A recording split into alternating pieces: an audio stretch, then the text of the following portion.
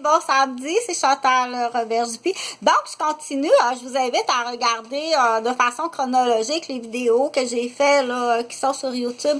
C'est très important parce qu'il y a vraiment une suite dans l'explication. Il y a des éléments, il y a des personnages, il y a des histoires de cas. Donc, c'est important d'écouter puis de dire où est-ce qu'on est rendu.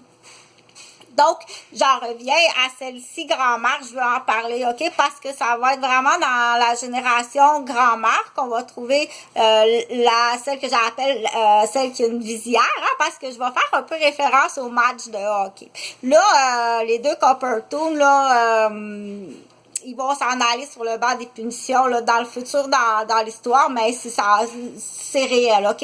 Il y en a. Il y en a, ça va être à vérifier, mais il y en a beaucoup, ou qui sont dans le doute, puis qu'ils vont être tourmentés toute leur vie, dire je suis dans le doute, je sais pas trop, ou le reflet, hein, le reflet de la grand-mère qui sera tout le temps là sur son fils, dire il y a un reflet sur son fils, ok, de la grand-mère, qui est très désagréable.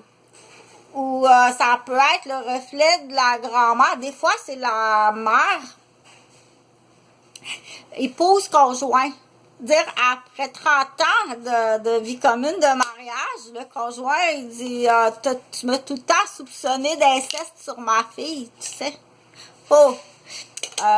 Ça, c'est plate d'apprendre ça. Puis qu'est-ce qui est plate, c'est que cet état-là, OK, a des répercussions sur l'enfant. Ça, c'est sûr. Sur sa fille ou sur les autres enfants. Parce qu'il y a une visière, OK? Il y a un miroir, il y a un reflet miroir dans ça. C'est la même affaire que pour expliquer le reflet miroir, là.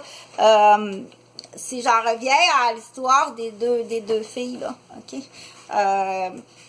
Qui arrivent une fin de semaine sur deux chez le père.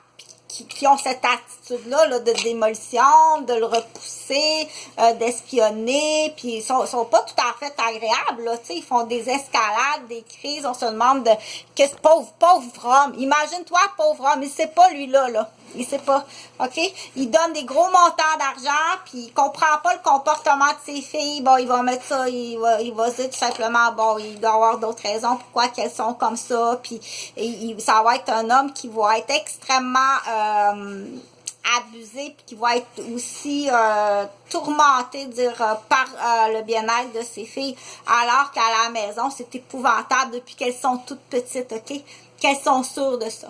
Elles sont sûres de ça, puis c'est juste des petites espionnes, puis des petites dynamiteuses, puis des petites destructrices qui arrivent chez leur père. Mais il sait pas ça, lui. Il sait pas ça, puis c'est pas vrai. Donc, imagine. Ça, c'en est un cas.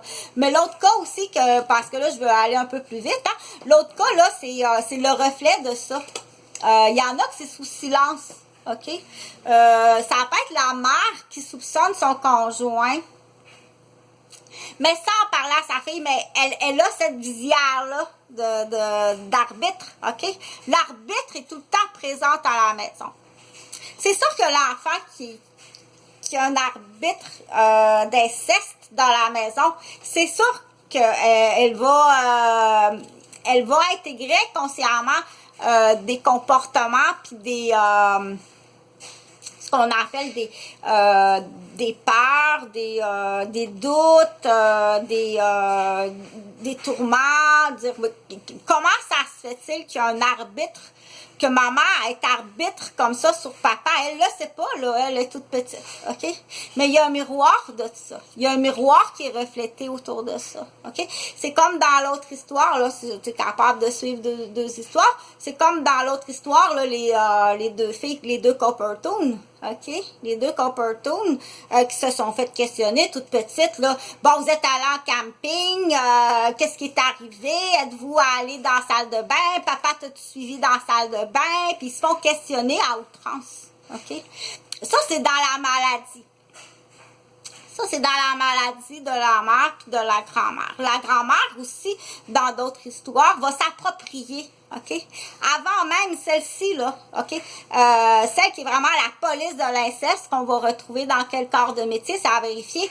Mais dire, oh, attends, déjà, je peux avoir une puce à l'oreille, là, si on la retrouve plus dans certains corps de métier, là, la police de l'inceste, là, mais c'est vraiment, tu débordes, là, mais tu débordes vraiment, puis on va, souvent, elle va marcher comme un petit bœuf, là, OK?